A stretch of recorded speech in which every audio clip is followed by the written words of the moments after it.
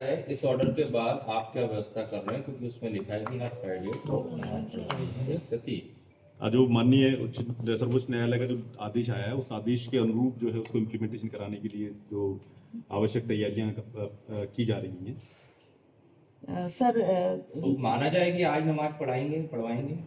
Basically जो आदेश है, आदेश में जो भी तथ्य वर्णित हैं उन सब तथ्य जो वर्णित हैं उनके हिसाब से जो है जो उचित व्यवस्थाएं होंगी, उचित व्यवस्थाएं उसमें की जाएंगी। सर कौन सा स्थान रहेगा? आज की जगह चिन्हित करी, आज 1 बजे से 3 बजे नमाज होगी या नहीं? अभी हमने जो है अपनी एक जो इंटरनल मीटिंग की है उसमें सभी जो हमारे एक टीम हमने गठित की है जो कि हमें इस जो माननीय न्यायालय के जो निर्देश है उसके संदर्भ में हमें जानकारी जो स्थान के बारे में जानकारी देगी, तो उसके हिसाब से फिर हम आगे की कार्रवाई इसमें सुनिश्चित कराएंगे। सर क्या मुस्लिम समाज से इस संबंध में कोई चर्चा हुई?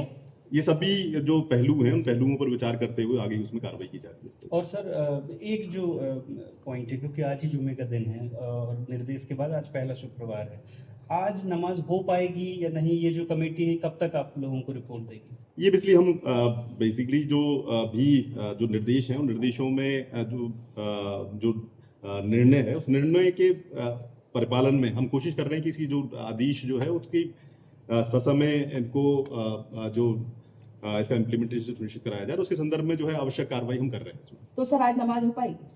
अभी भी जो है इसमें जो आवश्यक तैयारियां हमें करनी है उस आवश्यक तैयारियां हम कर रहे हैं, और इसका जो इम्प्लीमेंटेशन कराने के संदर्भ में जो भी हमें उचित जो निर्णय लेने वो निर्णय हम लेंगे। एक कोई रैली भी निकलने वाली है हिंदू समाज की तरफ से, ऐसी जानकारी थी उसको अभी ये तथ्य जो है मेरी जानकारी में सर वैकल्पिक जो जगह है, स्थान है, वो मुस्लिम पक्ष को सुझा दिए गए हैं।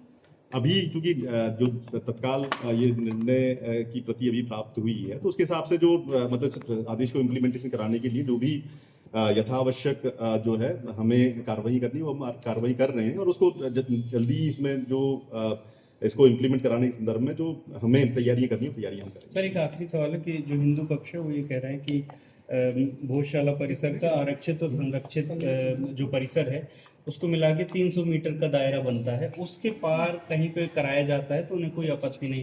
तो क्या कोर्ट का जो निर्देश है उसमें भी इसी तरह की बात है कि 300 मीटर दूर होगा या कोई सटा हुआ स्थान चिन्हित किया जाएगा? जो माननीय सर्वोच्च न्यायालय के जो निर्देश है निर्देशों के अनुरूप ही आगे उसमें कार्रवाई की जाएगी। ठीक है।